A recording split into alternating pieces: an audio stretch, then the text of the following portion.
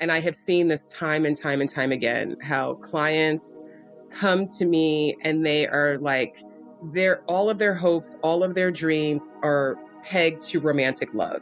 And it's up on a pedestal. It's like, if I can only just meet this person and have this relationship, then my life will be complete. Then I'll be happy.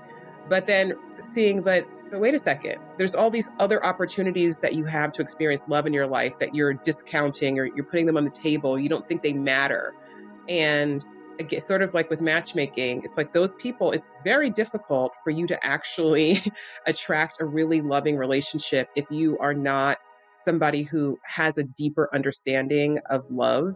And if you're someone who just has this sort of magical fantasy, perspective on romantic love, which is that, oh, as long as I have that, then everything else will be fine. I'm Brandon Vaidyanathan, and this is Beauty at Work, the podcast that seeks to expand our understanding of beauty, what it is, how it works, and why it matters for the work we do. This season of the podcast is sponsored by John Templeton Foundation and Templeton Religion Trust. Hello and welcome to Beauty at Work. This episode is airing on Valentine's Day 2025, so happy Valentine's Day, everybody. What could be a more apt theme to discuss than our yearning for love? We're going to talk about romantic love in particular, though, as my guest notes, it's only one small aspect that we perhaps tend to overemphasize at the expense of a broader view of love as our highest calling. My guest, Francesca Hogi, helps people find true love inside and out. A former corporate lawyer turned matchmaker turned love coach, Francesca is a TED speaker, host of the Dear Franny Podcast, and an internationally recognized expert on dating and relationships. She's been featured in media outlets such as The Today Show, Marie Claire, The New York Times, Harper's Bazaar, and The Huffington Post. She coaches individuals and groups and is the founder of the True Love Society, a community for people seeking deeper self and romantic love. Prior to her love career, Francesca competed on 2 seasons of the iconic reality show Survivor. Her first book, How to Find True Love, will be released in April 2025. Francesca is going to share with us her journey to becoming a love coach, the 4 key dimensions of love that she explores in her book: mindset, heart set, soul set, and skill set, and also some practical advice for those in the dating game. Let's get started. All right, Francesca, welcome to the podcast. Thanks so much for joining us. Thank you for having me, Brandon. This is exciting. Such a pleasure. Yeah. And man, I loved your book. Congratulations. It was such a fun read. Thank you. Enlightening in many ways. I've been married 18 years this year, so I've not thought about a lot of these things in a while. So it was really nice to sort of bring up some of these questions and to think about, like, how does this, matter for my own life? And so, and very apt. So this episode is going to release on Valentine's Day. And what could be more apt than an episode about our yearning for love, right? And what that means in all of its forms. So, okay, to get started, since it's a podcast about beauty, I'd sent you a little question to think about, which is, could you share a memory of an encounter with profound beauty that perhaps you had in your childhood, or something that lingers with you till today? What does that idea evoke for you? Yeah. I mean, it's kind of a hard question because it's like, oh, there's so many directions to go, right? Yeah. But that's also why it's a great question. But I think, what really came to me was when I was a kid. I was probably, it was the summer between, I think, 3rd and 4th grade. So I would have been 8. My family took a vacation, and I grew up in New York. I grew up in New York City, and we took a vacation to LA. It was my first time ever going to California. And I was a child of the 80s, like, growing up watching like all of these like sitcoms on all these shows that were set in LA, and like, just like the glamour of all of that. And I just remember, it was a magical time for many reasons. It was magical because like my whole family was together. We didn't normally take vacations like that. We would take road trips, like, we would go, but we didn't like get on an airplane and like fly across the country. And so it was like a big deal. And I just fell so in love with California and the beauty of California. And I just remember and it was a long trip. We were there for a month. Oh, And I just wow. remember it just felt like a dream. Like I was just like, is this real life? Like the Wow. beach and the sun and the mountains and just everything to me was so incredibly magical. And so, yeah, I just think that was a beautiful time for so many reasons. And also just as a family, I mean, I'm sure there were stressful moments and I'm sure, there were times my brother and I didn't get along and Right. I'm sure all of that happened, but I don't have any memory of that. Like I Wow. only Wow. have memories of like the good times and the beach and going to Disneyland and Universal Studios and just feeling like, yeah, I was living in a dream. Yeah. I'm sure your parents have very different memories of that experience. Probably. Yeah. But it's amazing what stays with us, right? And how these memories transform. And yeah, particularly, yeah, the resonance between, your imagined world of what LA might look like, and then really getting to encounter the reality of it. And wow, there really are beaches, and it's it is Yeah. really a lot of fun. And of course, I'm sure being together with your family and all of that, right? Yeah. Amazing. So you've had, I mean, such a fascinating journey, and I wonder if you could tell us a little bit about what it means to be a love coach, and how did you become one after becoming a lawyer? Like, it's such a strange juxtaposition, and I'd love to hear a little bit of that story. Yeah, I was a romantic child, so I've always really cared a lot about love and been very taken with romantic love and the idea of it. And it was something that, I always I wanted to grow up and fall in love. And so it was something that I always cared a lot about. And I think I probably took for granted, like, oh, everybody cares that much about love, like romantic love, but I don't think so. Uh-huh. I Yeah. think I Yeah. was a little Yeah. over the top. Yeah. Okay. But then once I did find myself as a young lawyer, I also had to accept the fact that I was very romantically challenged.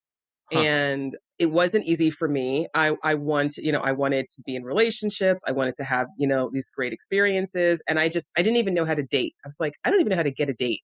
And so I decided that I was going to teach myself how to date. And so, I got on match.com and I created a profile and I started going on dates. And so this is long before I ever knew such a thing as like a love coach or dating. I don't even know if I knew like a life coach existed at this point, but I just sort of intuitively just realized that I needed to teach myself some skills.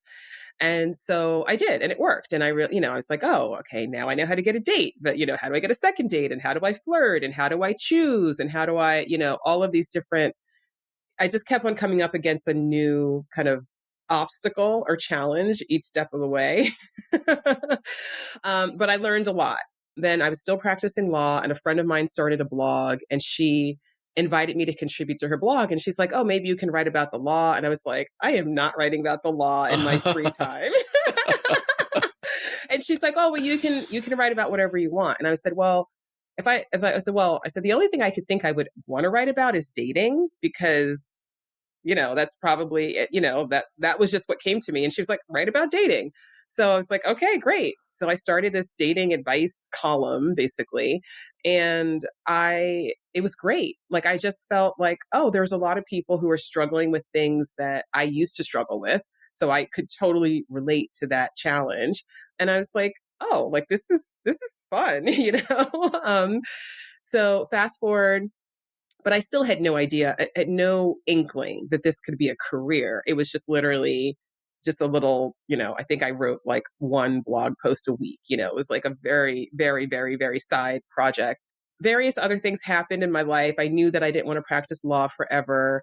I went on the show Survivor. I don't know if you know that I was on Survivor.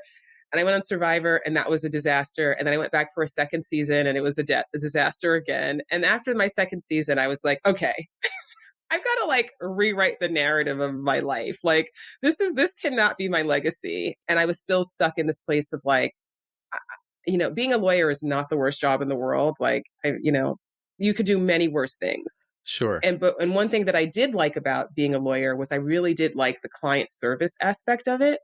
Like, I really liked like a client needs something and then you figure it out and you give them that solution. Like, that was very satisfying to me. So I had this sense of like, I do want to work with people, and I want to work with people and help them solve help them solve problems, but problems that are very important to them. Because I was a corporate lawyer, so it was like, you know, nothing against corporate lawyers, but it's just like, I mean, we're just making big corporations richer. Like that's not, Right. Right. is that what I am on this planet to do? I don't think so. Right. Yeah. Nothing wrong with it for other people if that's what your calling is, but it wasn't my calling. Yeah. And I wound up going to a 4th of July barbecue after I came back from my second season of Survivor. And I met this woman who told me about this Black male matchmaker named Paul Brunson, who she followed on Twitter. And I was like, there's like a Black male matchmaker? Like, what? Who's that? And I'm like, I want to follow him. So I took out my phone and I followed him. And he had a story of he'd had an MBA, he had been in investment banking, and he left investment banking to start this matchmaking agency. And I was just, listening to all the things he was talking about. And I was like, oh my God, this guy is so cool. Like, this is like the best job ever. And then one day he tweeted that he was going to be speaking at the Matchmaking Institute conference in New York. Okay. And I was like, wait, there's a matchmaking institute and they have conferences? Like, what? Wow. And so I just responded to his tweet and I was like, I want to come to this conference. And he said, you should come. And I took that as an invitation and I went to the conference and I met all of these people who were just regular people, but it was their job to help people get into relationships. And I was like, well, I want to do that. And the Matchmaking Institute had classes. And so I went to matchmaking school and I got my matchmaking certification. And then I went on Facebook one day and I said, hey, everybody, I'm a matchmaker now. Wow. That is amazing. Send me all your single friends. And that's actually how I got my first client. Wow. Yeah. That's extraordinary. From that Facebook So what did you learn? What did you learn from matchmaking school that perhaps you maybe something that was an eye opener or something that you didn't already know, something that surprised you? Yeah. So matchmaking school was very much focused on basically kind of helping you to develop your own theories around compatibility, right? Because people have different theories around compatibility.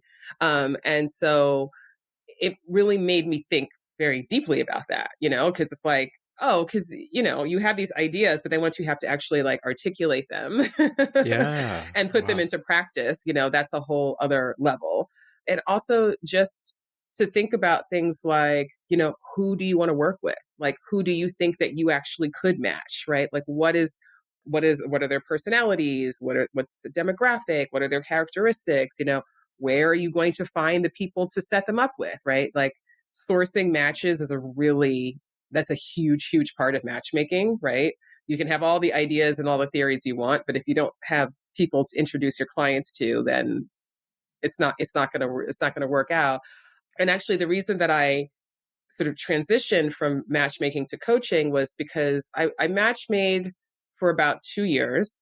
And I started my own business. I also started working for Paul Brunson, who I mentioned. So my inspiration, I actually became his lead matchmaker for his agency. Oh, wow. And so I was very lucky to kind of be able to work with a bunch of clients right away. And it became very clear that the people that we could match were the people who were very open to looking at themselves, right? They had self-awareness. They, when we would set people up on dates, we would get feedback, not just from our clients, but also from their dates, right? And so, presenting that feedback to people like as constructively as possible, taking if you have one client you set up with 5 people and all 5 people say like they're really rude to the waiter, for instance, just as an example, right? Right. Yeah. If one person says it, right away. One person says it, you're like, oh, okay. But, but like these patterns would emerge, right? Yeah. And so the people that we could match were the people who could take that feedback and take some responsibility for it and who were really willing to like understand that, just because I'm hiring a matchmaker, this doesn't mean that this is like now like Build-A-Bear. Like I just get to say, That's like, right. like I'm just come on, designing, right. Exactly. It's like, I'm like, hi, we still live in the same world that you do. Right. And so, but the people who are really willing to like prioritize and like actually get to the why behind why what they Mm. want certain things, because a lot of people want things just because they have an idea of like, oh, I should just Yeah. be with somebody who's X, Y, and Z. Yeah. And then when you start to say, well, what does that have to do with your relationship with them? Or, you know, who have you dated like this in the past? And they'd be like, Yeah. I've never dated anybody like it. But I don't care. Like, that's just what I want, you know? Those people Yeah. were very difficult to work with. And so it Mm. just became really clear that it was like the coaching piece that Uh-huh. was really the secret sauce. Yeah. I mean, anybody can get lucky with introductions. Like you could, you know, if you introduce enough people, Right. you know, Right. Right. Right. some of it's Yeah. going to stick, right? Yeah. But in terms of, I was like, this is so random. Like Uh-huh. it started to feel random, and I was like, I Right. really don't want this to be a random process. Like I Mm. want to know that I can reliably, consistently help people get into the relationship that they're seeking, and that as far as I'm concerned, that can't be done without coaching. Right, because it takes so much self-work, right? And your book is so clear on, I mean, it's in many ways it seems like it would turn on its head the kind of consumer mindset that people might have towards dating, right? Because you're shifting the focus back to the person and I think reorienting our sense of what it means to love. And then there's so much to do prior to even being ready to go on dates, it seems, right? Yeah, yeah, exactly. I want to jump right into the book because it's there's so much wisdom here, and yeah, no, it's such a delightful read. So you start by saying that love is not just something you feel, it's something you do, right? Which again is for a lot of people a serious shift in how they think about love as a feeling. And you say you do love because you're a vessel or a conduit of love, and love feels far away when it only occupies corners or slices of life. So say a little bit more about that, because you I think you're inviting us to think about love as our highest calling and something to do with all aspects of our lives. Yes. And the romantic piece is only one small component of that, it seems. Yeah, exactly. I mean, and this is, you know, and this is something that, you know, it's now been 12 years that I've been doing this work, right? And so, and I have seen this time and time and time again, how clients come to me and they are like, all of their hopes, all of their dreams are pegged to romantic love. And it's up on a pedestal. It's like, if I can only just meet this person and have this relationship, then my life will be complete. Then I'll be happy. But then seeing, but wait a second, there's all these other opportunities that you have to experience love in your life that you're discounting, or you're putting them on the table. You don't think they matter. And again, sort of like with matchmaking, it's like those people, it's very difficult for you to actually attract a really loving relationship if you are not somebody who has a deeper understanding of love. And if you're someone who just has this sort of magical fantasy, you know, perspective on romantic love, which is that, oh, as long as I have that, then everything else will be fine.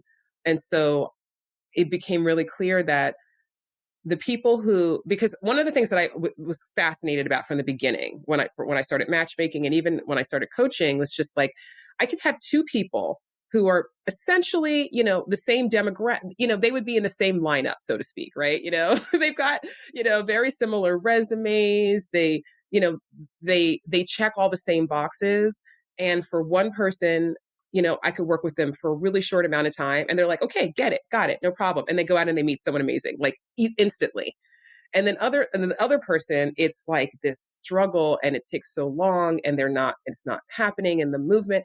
And this was one of the things that I really realized was the distinction, was who was actually taking responsibility for showing up in their lives in a loving way, versus who was just like not living in an open-hearted way, but just still expecting to, you know, quote unquote, be rescued by one person who comes in and gives them all the love that they're unwilling to give to themselves, or, you know, they don't know how to experience with other people.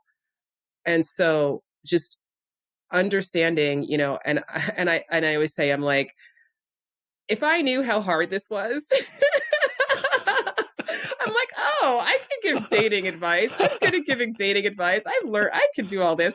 But I really became very fixated on, how do I articulate to people Mm. what it is that really can reliably put them in a place where romantic love can just be an extension of Mm. how they're already living their lives, versus, you know, just this magical thing that's supposed to come along and save them. So Yeah. that's why centering love in your life holistically is, that's the first chapter in the book for a reason, because it's like, let's start here, you Yeah. know, Yeah. let's Yeah. start with just living a life full of love. And then that makes romantic love a much easier. You combine that with your intention for romantic love, and then that makes it much easier to manifest in your life. Yeah, and it seems also that it would reduce the burden on a romantic partner to be the sole source of love that you Yes. find in your world, right? Yes. It's just that's a Yeah. tall order to ask of anyone, I Yeah. think, to give me Yeah. all the love that I will need in the universe, right? Exactly. Make And me happy, be my yeah. everything. I mean, look, you've been married for 18 years. Congratulations, by the way. Oh, thanks, thanks. Right. Doesn't feel that long, but yeah, yeah, But yeah, it's like yeah, having an amazing partner is such a blessing to your life, and it's such a gift. But you still need other relationships, right? And those other relationships still matter, and your relationship with yourself still matters. And the more that you're able to understand that and to invest in all of those relationships, the better your relationship is going to be with your partner. And it's not sustainable to just say, be my everything. I'm miserable, but it's your job to make me happy. It's like, yeah, if you yeah, can't yeah, make yourself happy. yeah. And it's such a big part of our common narrative, and I think it's great that you so you divide your book into these four dimensions of love that you call mindset, heart set, soul set, and skill set.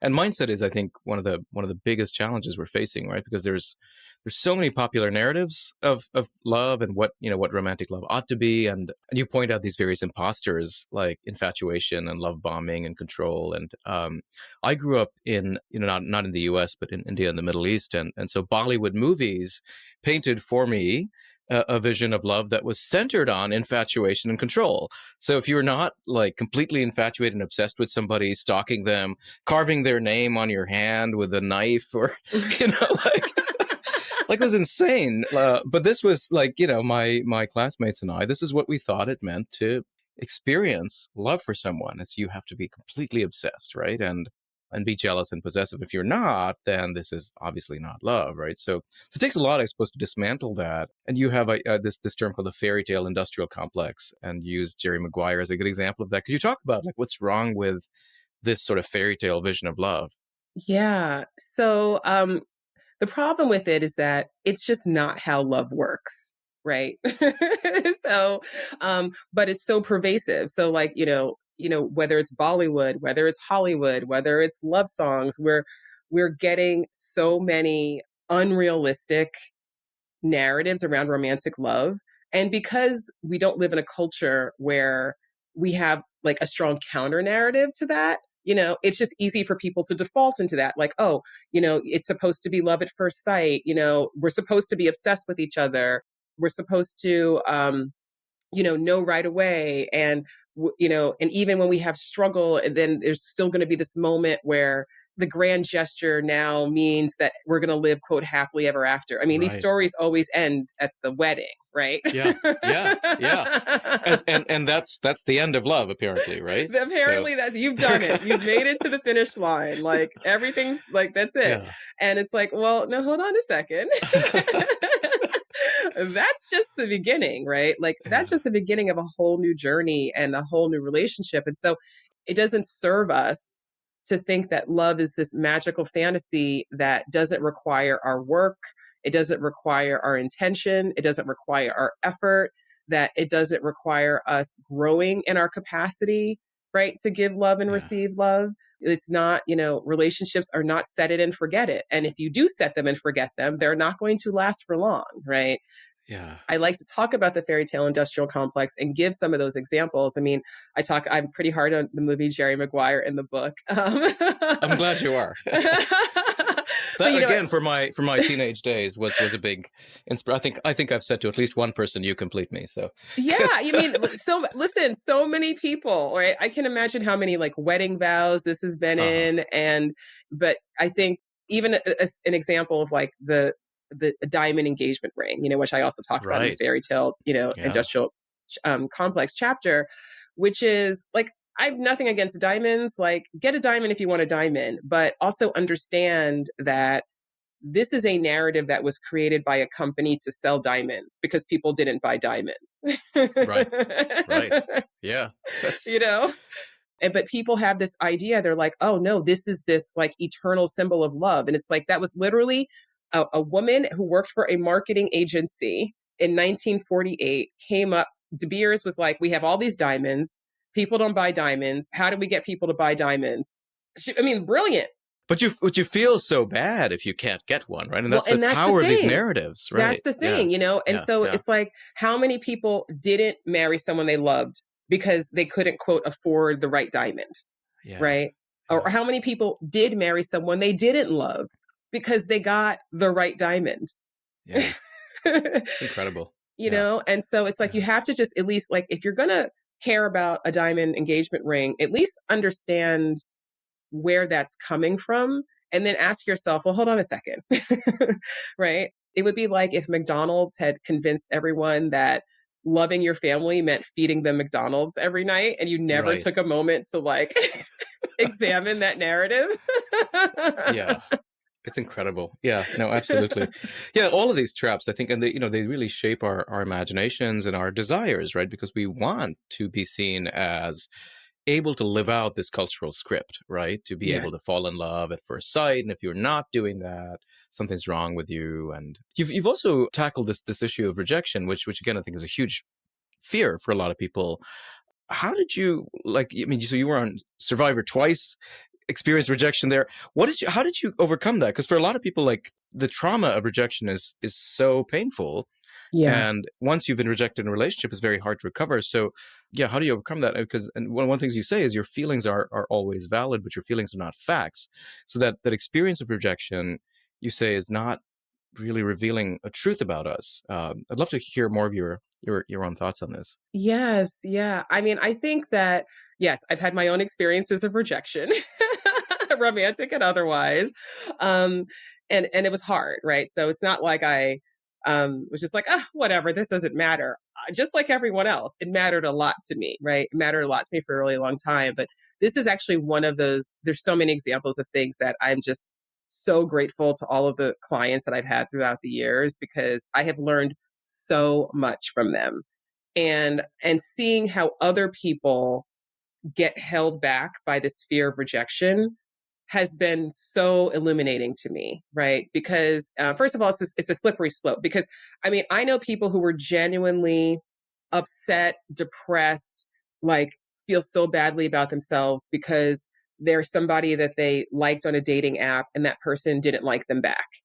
And they feel so rejected. And I'm like, literally, that person may not even be a person. Like, that could be a bot. It's just when you realize, like, like, there's so many reasons why someone might not swipe on you on a dating app. But just to see how people internalize so many things and called it rejection, I'm like, wait, why are you calling this rejection? Like, this is this is bad, right? Like, this is actually, and so, I say in the book, and, something I've said for a long time now, which is rejection isn't real, which is not to negate what happened. And, that's a minor example, but sometimes you really want to be in a relationship with someone, and you are in a relationship with them, and they say one day, yeah, I don't want to be with you anymore.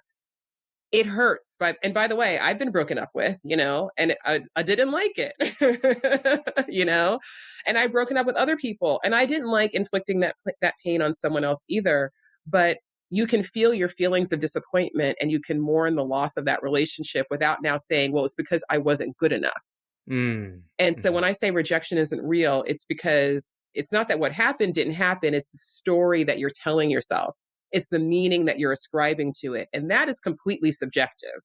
So you just as easily as you could say, oh, my girlfriend broke up with me, and, I feel so rejected and nobody's ever going to love me. Someone else could have that exact same experience and say, well, that sucks because I really thought we were going to be together for a long time. But I guess that just means that that's not the right person for me, and that there's someone else for me. Right. And so if you can just change your whole emotional experience of something just by reframing it and just by changing that story, then it's just a story. Yeah, yeah.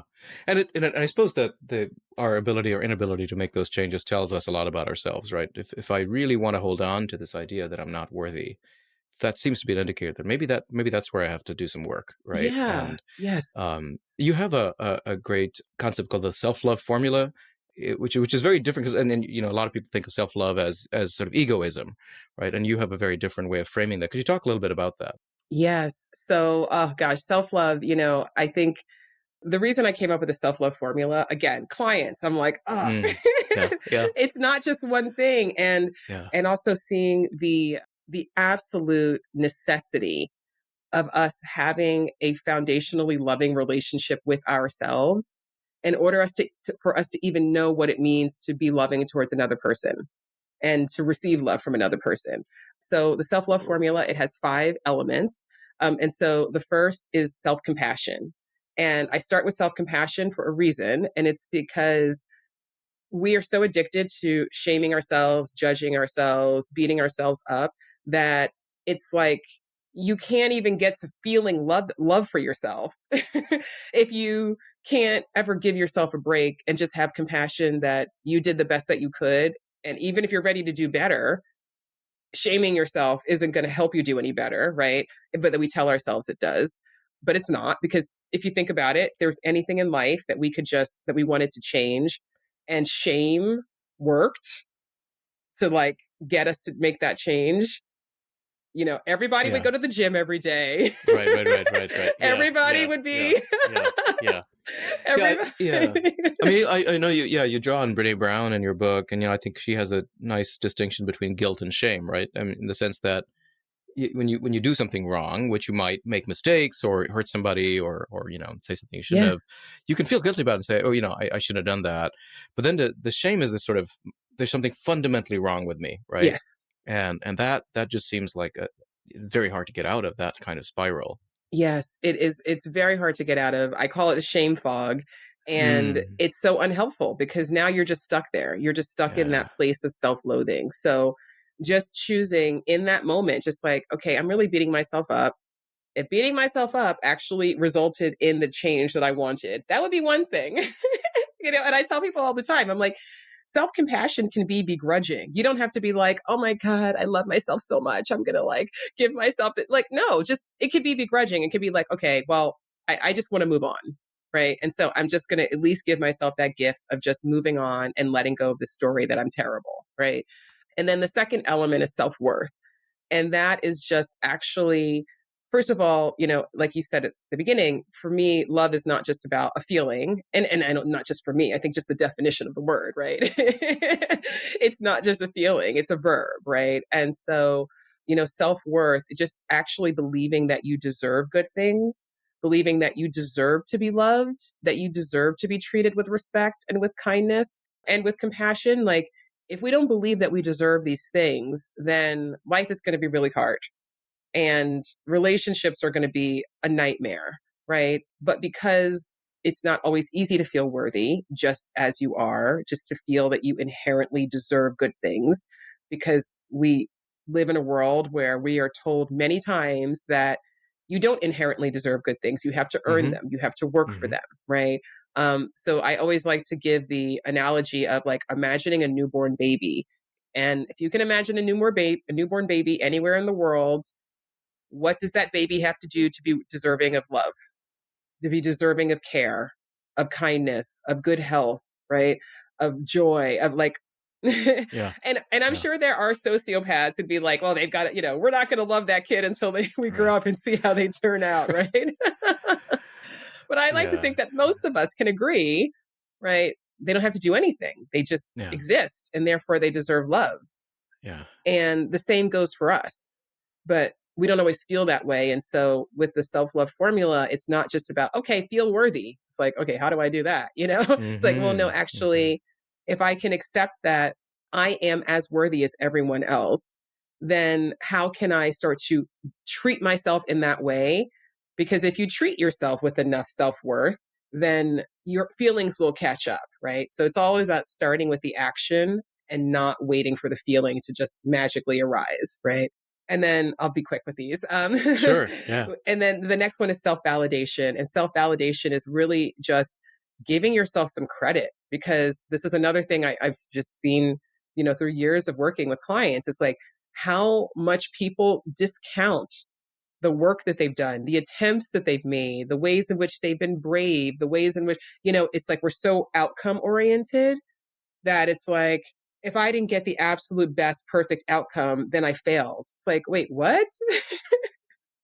Like, you tried, right? Like, you were courageous, like you pushed yourself. Like, so just even, you tried something new. And, the only way that we gain confidence is by doing something new and then giving ourselves credit for having done it.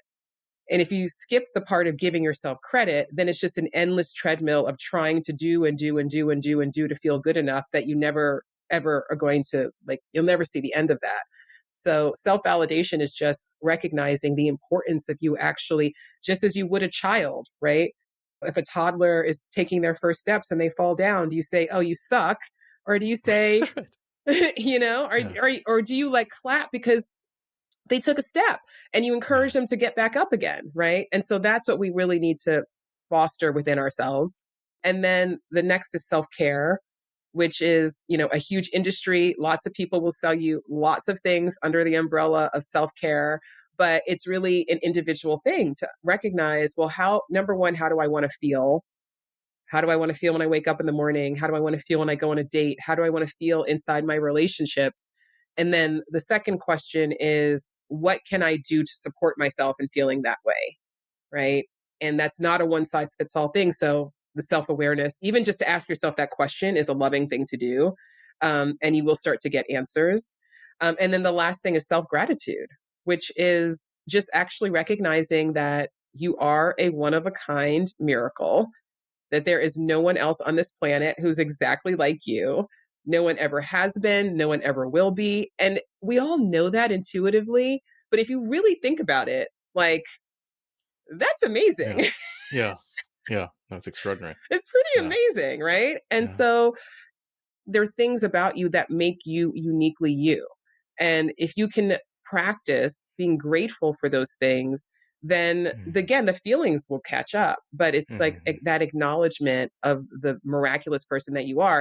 And for me, the whole point of the self-love formula and having like this active practice of self-love is that if you normalize that within yourself, then it's also going to become normal in your relationships. Mhm. Because Mhm. if you treat yourself as worthy and then somebody else comes along and they tell you that you're worthless, you're going to be like, haha, you are wrong. Right. Right. You're Yeah. not even going to be attracted to that person, Yeah. right? Yeah. Much less are you going to be in a relationship with them. So it's Yeah. so important for us to like normalize within ourselves what we want to experience with other people. Yeah. No, that's a tremendous amount of work too. And yeah, no, and I think that the converse of that is people are so accustomed to seeing themselves as unworthy that they resonate, right, with relationships where they're made to feel unworthy, and that's a Yes. really hard challenge to get out of.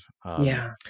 I want to ask you about heart set, which is the next aspect of your framework. And one of the things that struck me was you said your attractions will change as your skill at love does.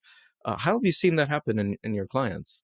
Oh my gosh, so many times. It's the most amazing thing. And this is why we're actually able to break patterns, right? Like toxic relationship patterns is because just as you just said, the example of like, you know, if you're used to relationships where people treat you poorly, then that has to be normal inside of you, right? So, but if you get more skilled at treating yourself with that sense of worthiness, right? Then your skill at being loving towards yourself is increasing so much so that when somebody comes along and I mean, of course, we can think of very dramatic examples, but let's even think of like a very common but not as dramatic because obviously they're very abusive relationship dynamics. But even just something like somebody who doesn't support your dreams. They're kind of like they're like, "Oh, well, that seems pretty hard. Like how are you ever going to do that?" If you were really questioning yourself and if you're like, "Well, who am I to do that?" and, "Do I deserve to do that?" and "Why do I have this dream?" and then somebody says to you, "Well, how could you ever do that?" You're kind of like, "All right, well, all right. And you can still be with that person because it's a match. But then as you get more skilled at actually treating yourself with that worthiness, and that builds up that confidence and that sense, that those feelings of self-worth within you, then you're not attracted to somebody anymore who poo-poos your dreams. Like it's no longer a match for you.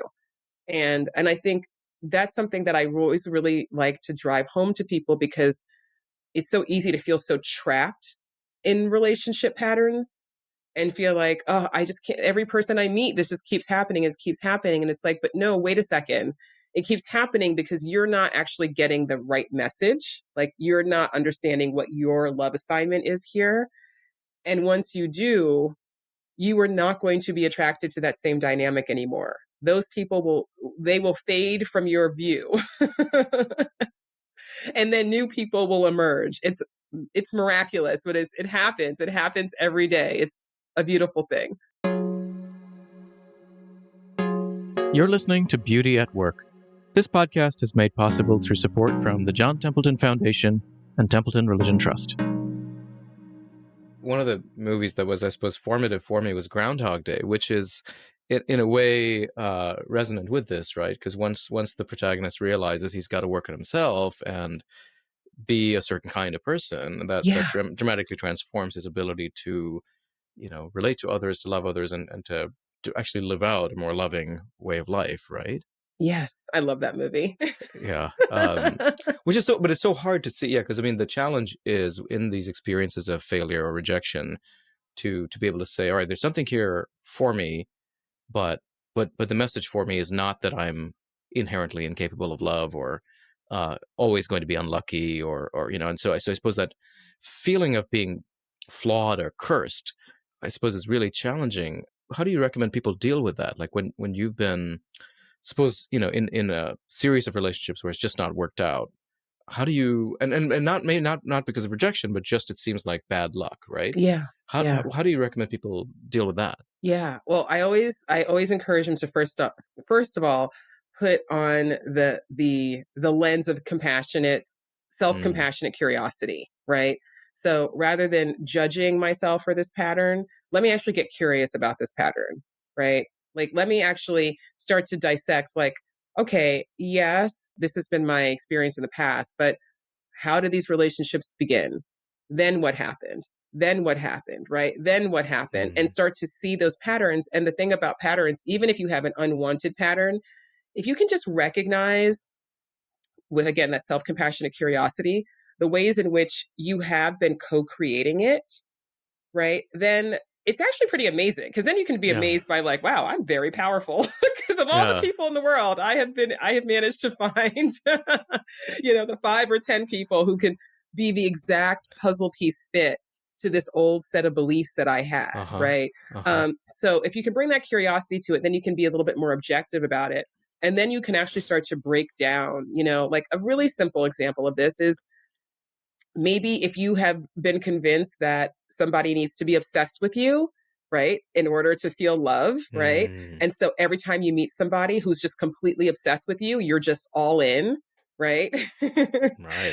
Right. And then maybe that obsession turns to jealousy, and it turns to control, and it winds up being a toxic relationship dynamic, and right? So if you can say, okay, well, maybe even if I don't know what to do, I know what not to do.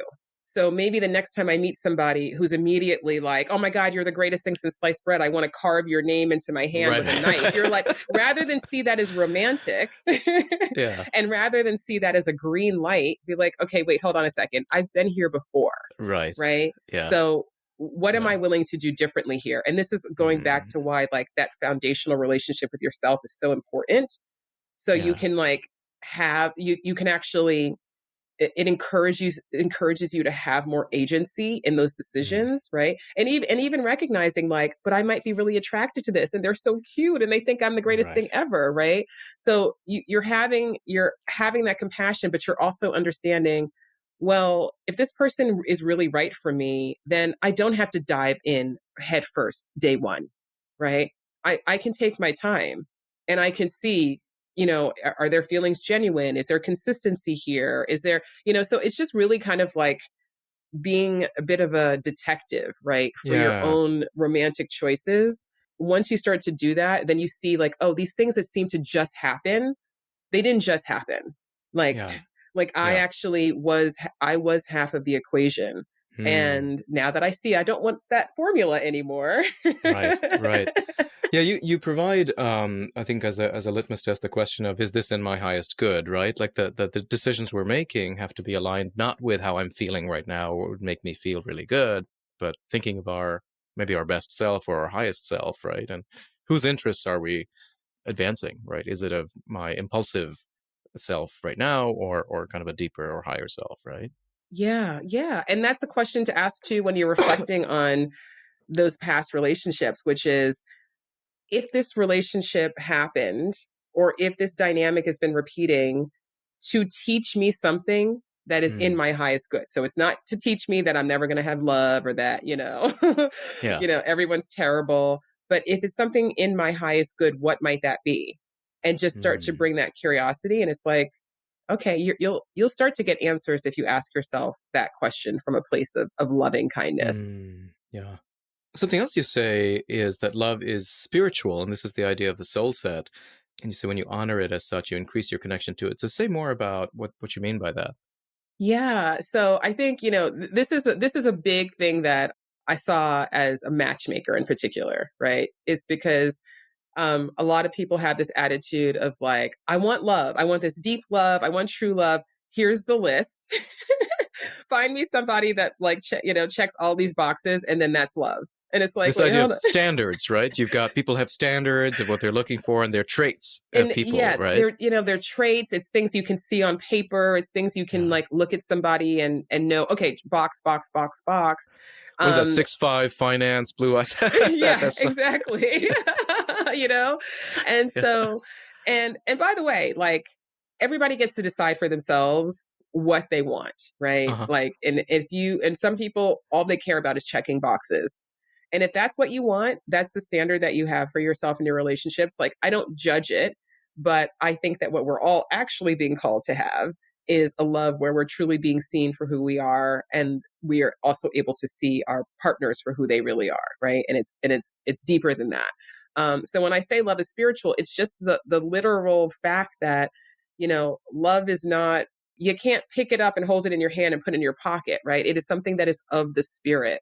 And it is something that, we were all born knowing how to love. We were all born knowing what love felt like, and what love feels like. And so even if we don't have language for it, even going back to that newborn baby, right? They know the difference between something that feels loving and something that doesn't. And so if you think about every other thing that we had to learn how to eat, we had to learn how to walk, how to talk, how to do all of these critical things, but we didn't have to learn what love felt like, right? And so, and even if when there's an absence of love, and there's the pain of that absence of love, that's also the absence is something that we intuitively feel as well, right? And so there's something bigger going on here than just, you know 6'5", trust fund, like, there there's something much bigger and much deeper. And when you can recognize that, the true power of love, then you actually do start to realize, like, oh wait, love is truly abundant. Like, I am my own portal to love. Like, I do get, like, I experience love through myself, actually, right? Even when I come together with another person, it's being amplified, but it's something that's still coming through me. And so, I think for me, a big part, and this because you read the book, it's like, I want people to feel very empowered in love, and not feel like it's this magical thing they have to like run and round and search high and low and try to get lucky at to find it. It's like, no, no, no, no. This is like, you were born to love. Like, this is a part of who you are on a very, very deep level. Yeah, yeah, no, I think you're right. I think there is a correspondence between what we most deeply yearn for, and then the I don't know if it's, I would say, the feeling of love, but certainly the action of loving, right? Which is what I think you're also helping us to distinguish between, because sometimes what feels like love really isn't love, right? If you're in a situation of domestic abuse, it might feel like love to stay in that relationship, or But I think we have a deeper knowledge. There's an old classical understanding of love, a definition of love as willing the good of the other, right? So there, it's already an action of the will, and it has to do with something objective, right? Which is, and you can say love for yourself is willing what is in my highest good, right? Even when I don't feel like it, and it's hard, and I got to work at it. But unless you do that, you can't really lean into that source of love that I think you're saying we need to operate from that perspective, right? Yeah, exactly. And one of the things you say is that unconditional love is real, but unconditionally feeling love is not, right? And Yes. so I think that's how do we do that? I mean, I think that's one of the things I've been wondering about is, can we just sort of force ourselves to love ourselves? So do we need somebody outside of us? Do we need an experience outside us? Do we need it modeled for us? Um, do we need an imagination for it that has to be like triggered outside, or is that something we can just somehow come up with ourselves? Yeah. I mean, I think it's if it's not modeled for us, and look, and our relationships obviously matter, right? Yeah. And so, yeah, the more, if you imagine a child who grew up in a very loving household where love was something that was modeled every day, then it is probably going to be easier for that child to access that feeling of love and that practice of love within themselves versus somebody who did not have that. However, even the person who grew up not having that modeled and didn't have those loving relationships to really foster that at a young age, they still have the same portal to love inside of them that we all do, and they still have the same ability to treat themselves with love as we all do. And so I think that it helps, right? And the more that we can all understand what it means to be loving, and the more that we can make that choice to be loving to everyone in our lives, the more we are helping to normalize love, in the world, which helps everyone, right? It's a rising tide, raises all boats. But I do believe that we all fundamentally have that potential within us. But is it, just realistically more easy to access for some people than others? Absolutely. Hmm. Yeah. Yeah. Now you do talk about skills that are needed, right? And this fourth dimension of yours is a skill set, and I think that's one of the things that your book is able to provide, and your coaching as well. Could you say more about this quote that really struck me? You said, "If it's hysterical, it's historical." Yes. Isn't that the best quote? I It's love it. not mine. It's not mine. I don't know. Yeah. I don't know who originally said it, but Uh-huh. I think it's so important for us to have humility, because we are so indoctrinated in our society to be like super logical. It's like you ask somebody, "Why did you do that?" And they're going to tell you the reason, and they're going to know. It's like Yeah. it's Yeah. like you do not know 90% of your motivation for anything, right? Um, and No. so, No. like we Yeah. have, so Yeah. it's just this reminder that, like, first of all, there's something deeper going on here, right? And so when you're having these strong reactions to things, having again that self compassion to say, okay, there's something much more going on here, right? Like, and another thing I say in the book, which is like a trigger, if there's no bullet in the chamber, a trigger is just, it's a non-event, right? Right. Right. Yeah. And so it's those bullets that we're carrying in our respective chambers that when they get triggered, we're now, if we're not recognizing, oh wait, there's something in me, right? that actually I should probably address here versus only being focused on the other person. And it's like, it's your fault and you did it and da da da da. And it's like, well, hold on. There's something deeper going on here. I mean, I just want to live in a world where we all take a little bit more responsibility for ourselves and not be so quick to just blame everybody else for everything. Yeah. Yeah. No, it's absolutely. Yeah. And yeah, I mean, it's one of these things where I think my wife and I survived a lot of these disproportionate recurring reactions in our romantic lives. But we find when we have children, oh man, there are a lot of triggers, and they Yeah. evoke a lot of crazy reactions from us. And we wonder, like, what the hell did I just become there, and why? Right. So Yeah. it's Yeah. crazy. Yeah. Yeah. One other thing you talk about is opening your heart. So you say the scarier it feels to open your heart fully, the more committed you must be to doing just that. Talk about that a bit, because for a lot of people, they feel like, I've closed my heart, I can never open it again. What are the skills that you might recommend? Like, how do we do that? How do we open ourselves once we've closed ourselves off? Yeah. I'm going to sound like such a broken record here, Brandon. It's all right. But first of all, we really do have to start with that self-compassion, right? Of Mm, saying like, I closed my heart because that's what I needed to do in order to feel safe, right? In order to survive, in order to get through what I was going through, right? So it's not a judgment.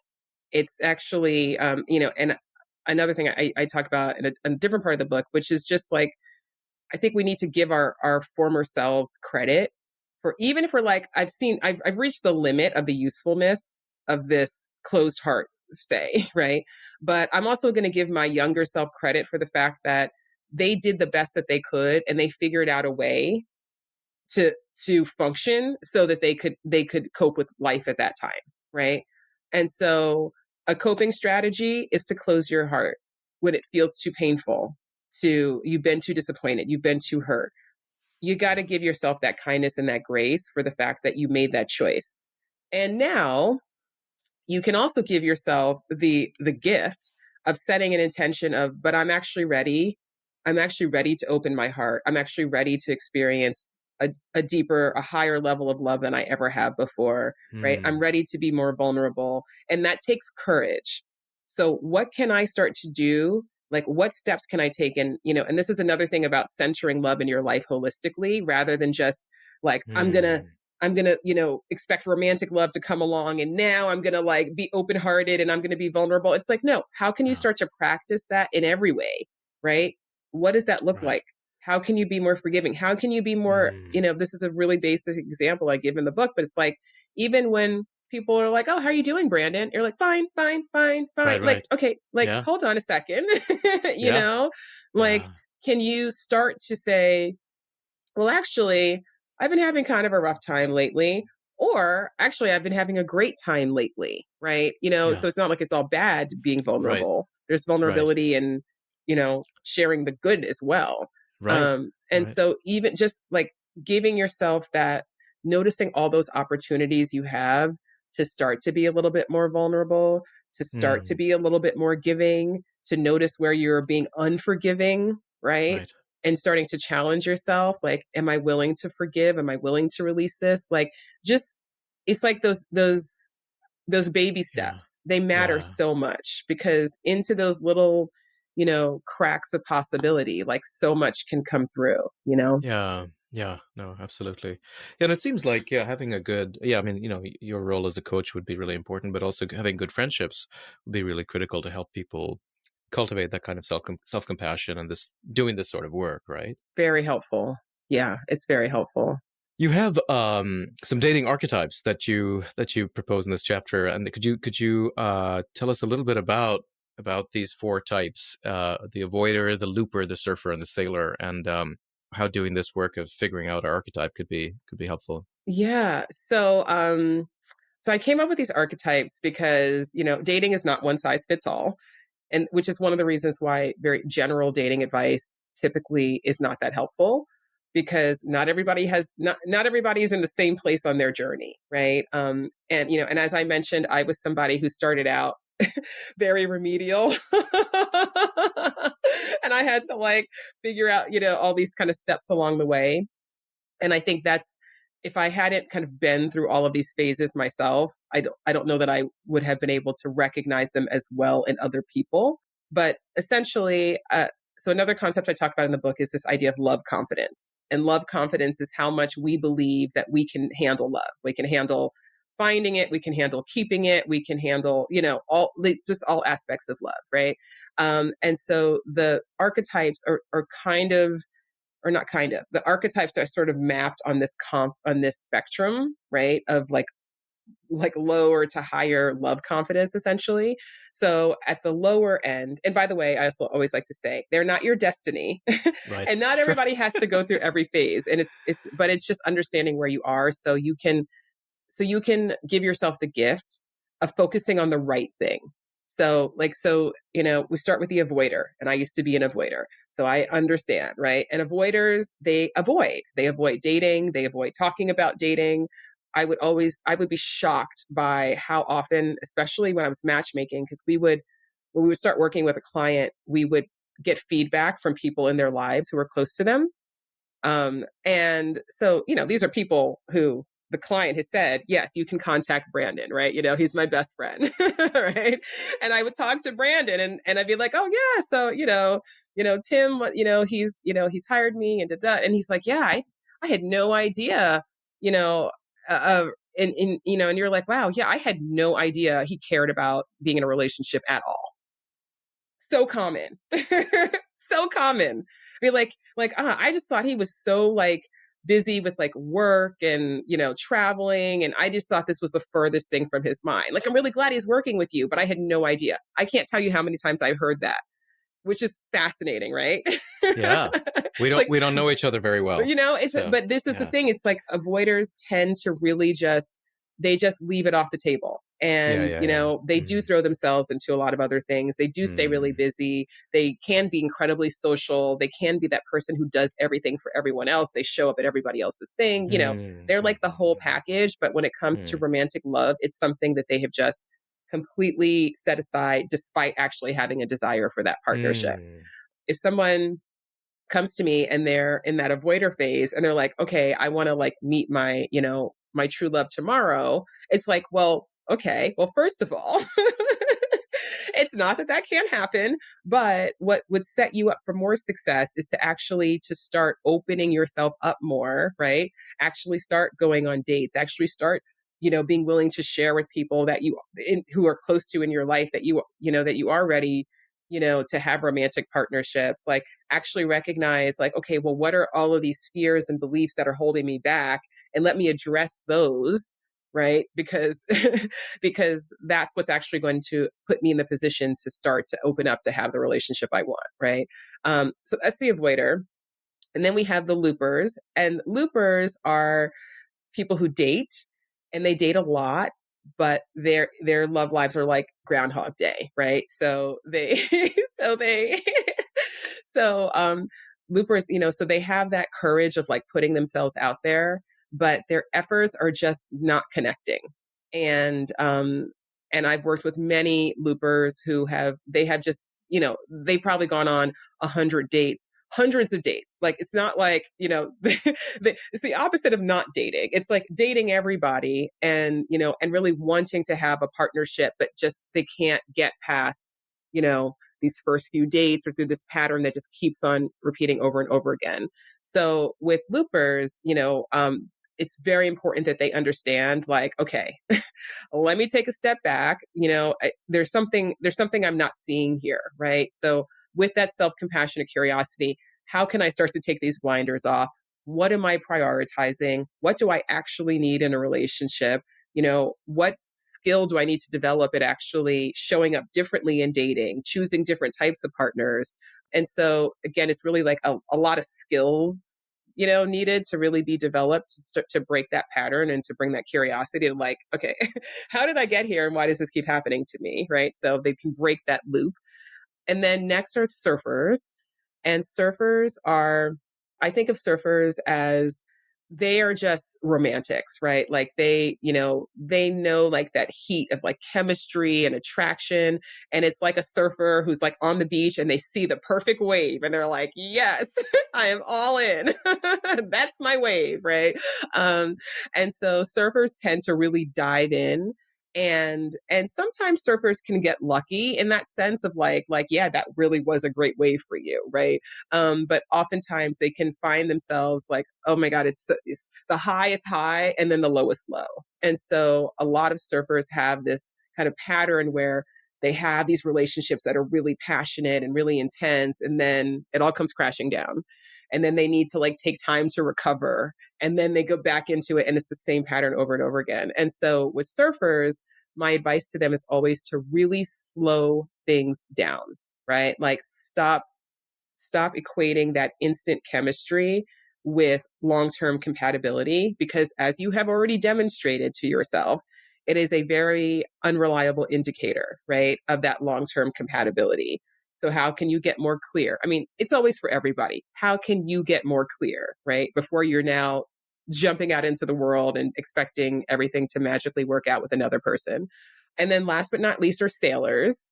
And sailors they are the captains of their romantic ship, right? And sailors are the kind of people who I used to, especially back in my avoider days, I'd be like, how do they do this? Like, there's just some people who are like, I'm ready for a relationship. And then bam, they're in a relationship. And it's like, how did you do that? Some people Yeah. call sailors serial monogamists or, Uh-huh. like relationship people. And sailors are very good at doing relationships and, finding those committed partners and getting into those long-term relationships. However, it doesn't mean that they're always the right relationships. So some sailors still need to like say, okay, I've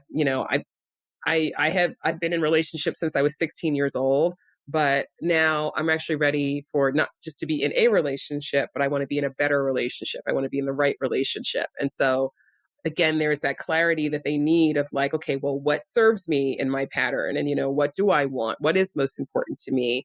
And how can I start to not just choose the next partner who shows up because that's kind of what I've normally done, but be a bit more discerning about, who's going to be a long-term match. Yeah, no, very helpful. Yeah. One of the challenges, I suppose, is when people are looking for commitment and have a hard time finding it, right? And so I hear a lot from friends of mine who are, women in their 40s who are like, there are no men who are mature enough to make commitments anymore. And I hear this a lot. Yeah. And I wonder if you Me found. too. So, I mean, do you think there's a dearth of sort of men? I mean, is there something about our culture that makes this hard for men to make commitments, or is this just kind of bad luck? Or Yeah. um, I mean, I do think culturally we don't do men any favors in terms of how to be committed long-term partners because I mean, number one, starting with the fact that, by the time boys are 5, it's like, be a man and don't cry and suck it up, right? So there's just, first of all, a challenge that a lot of men do have with even accessing deeper emotions because they've never really had that permission. And so there is a lot of suppression and a lot of, that that can become very toxic and and show up in a lot of dysfunctional ways. However, I do think that is improving, and I do see that men are becoming more aware, and as our culture is shifting a bit. Um, but I think usually when people are saying that, you know, I, look, the way that I feel is that um, no matter what your demographic is, there are people in this world that you can be in a great relationship with.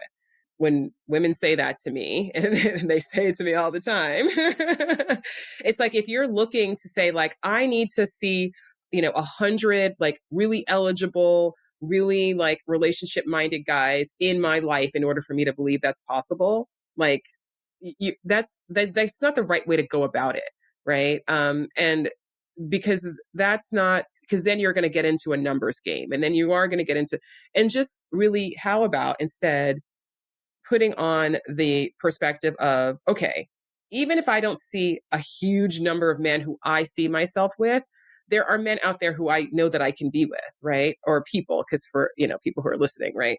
There are people out there that I know that I can be with. So rather than focus on, I don't see that many options, how can I actually just start to not worry about how many options I see, but just starting to believe that I can actually have the love that I want, and then how does that make me show up in the world? And when I do meet somebody who maybe isn't, the type of partner I'm seeking, rather than be like, oh my God, that means there's no one, just be like, well, this person isn't for me and I can move on. And I'm telling you, I see this all the time. I see this, the people who can like let go of that story and just be more focused on themselves and become more determined to just focus on their own journey and just know that every person that they say no to who isn't right for them is getting them closer to one who is. And I'm not just saying there is only one. I think there's more than one for everyone. Those people, they meet amazing people. And the people who are just always stuck in that, oh, there's, all men are trash, or nobody wants relationships anymore, or that, like, there's so much power in that narrative and in giving that your energy and your attention. And so really shifting that narrative and not doing that is an important step. yeah, thank you. What is one exercise perhaps you might leave our listeners and viewers with that you found really helpful for your clients in perhaps unlocking something for them? Yeah. Well, I think, one of my favorite exercises that I love to give people is the love beliefs exercise. So it is because regardless of where you are in your love journey, we all have beliefs about love, right? And so the exercise is to write down at least 20 things. I know that sounds like a lot, but push yourself to go to at least 20, because sometimes people it's like answer like 19. That's like, oh my God, like that's like a breakthrough for them. um, so you've got to like push yourself to go further than you think that you can, but write down at least 20 things that you believe to be true about love. Mm. And this is everything from how it happens, who gets to have it, who's out there for me. There's no one out there for me, like all of those things. And when you look at those things, because as humans, we all want to be right about what we believe more than we want to be happy. And we have an amazing subconscious genius that gives us like this superpower of just this confirmation bias of just finding the people who are going to validate that belief. It's amazing. Okay. Yeah. Yeah. It's truly Absolutely. amazing. Gosh. Yeah. So you write down all those 20 things. And then for each of them, you ask yourself a few questions. So the first question is this true? And whether it's yes or no doesn't matter. Just literally, is this true? Because sometimes people will be like, okay, fine, that's not true. But other times, because some of your beliefs also might be like, everyone I'm attracted to is a cheater. Maybe that's Mm. true. Because maybe every Mm. person that you've been attracted to has been a cheater, right? So Mm. this is not like a spiritual override. Just Right. Right. answer, Yeah. is it true? Yeah. But also there'll be things on there that you're like, okay, fine, maybe that's not true. And then the second question is a really important question, which is, do I want this to be true? Okay. And if the answer is yes, I'm good with this belief, because some of the things you believe might be very positive and you're good with them, then that's great. But if you don't want it to be true, then the next question is, am I willing to consider the possibility that it's not, or it won't always be? And if you're willing to consider that possibility, then you can start to bring that self-compassionate curiosity to, then what else might be true? And so really quick, the example that I give in the book is that I used to have this belief that boys didn't like me, right? So this is what led me to be this like avoider, right? And there's a story behind that. There was a boy, Yeah. he didn't like me. I called him Yeah. up on the phone. He said, no offense, but I don't want to talk to you. And that was like, oh, okay, boys don't like me. Mm. That was like, that was a decision that I made that became a belief that I carried into my adulthood, Right. right? And the reason that I kind of stumbled upon this beliefs exercise is because one day I was just like, the thought came to me, boys don't like me. And I was like, huh, I had been thinking that for like 20 years, and it's like, maybe, and then I'm like, well, there's a lot of boys that don't like me, because I was really good at only being attracted to boys that didn't like me. So that was absolutely my bias, right? And I just was able to say, well, there's definitely a lot of boys that don't like me, but there have been some boys that have liked me too, right? So maybe this isn't true, right? Maybe. And so just starting to question it, then the narrative, that narrative started to fall away, right? The point wasn't then, well, every boy likes me. Like, no, right? Right. What I would rather be true is that there are lots of great guys who I would also like, who like me, right? That's what I would rather be true. So when you're asking this part of what rather be true, it's not like this fantasy scenario, right? It's like, no, realistically, right? What would rather be true, going back to the cheater scenario, is that there actually are monogamous people who don't cheat. And I could actually be attracted to one of them or some of them, right? What I would rather be true is that I break this pattern of being attracted to cheaters, for instance. So that's just a little way to start with bringing that curiosity and then letting new information come in, so you can start to form beliefs that serve you. Because then once you have beliefs that really serve you, then everything becomes easier. Amazing. Wow. Francesca, thank you so much. This is a fun book with lots of practical advice and a lot of wisdom. Where can we direct viewers and listeners to your work, and anything else you would like to draw to our attention? Thank you so much. Well, people can check me out at my website, which is francescahogi.com, and you can learn more about the book there. I have a series of classes that actually February 15th, they start, is the first class, and they go through April. And it's called the True Love Class Series. It's the second year in a row that I've done this. And even if people are listening to this after the 15th, you can still join because there's all the classes are recorded, so you have replays. But this particular series is really about meeting people in this cultural moment that we are in. You know, things are challenging, you might have noticed. um, in our culture and our dating culture. And I actually do think things are going to get better. I think there's a new paradigm that's coming in when it comes to dating and relationships. So it's really about setting people up to know how to navigate that with as much grace and ease as possible. So people can learn more about that at my website, francescahogi.com/classes. Awesome. Thanks again for joining the podcast. It's been so great talking to you. Thank you so much for having me. This has been awesome. All right, folks, that's a wrap for this episode. If you enjoyed the episode, please share it with someone who would find it of interest. Also, please subscribe and leave us a review if you haven't already. Thanks, and see you next time.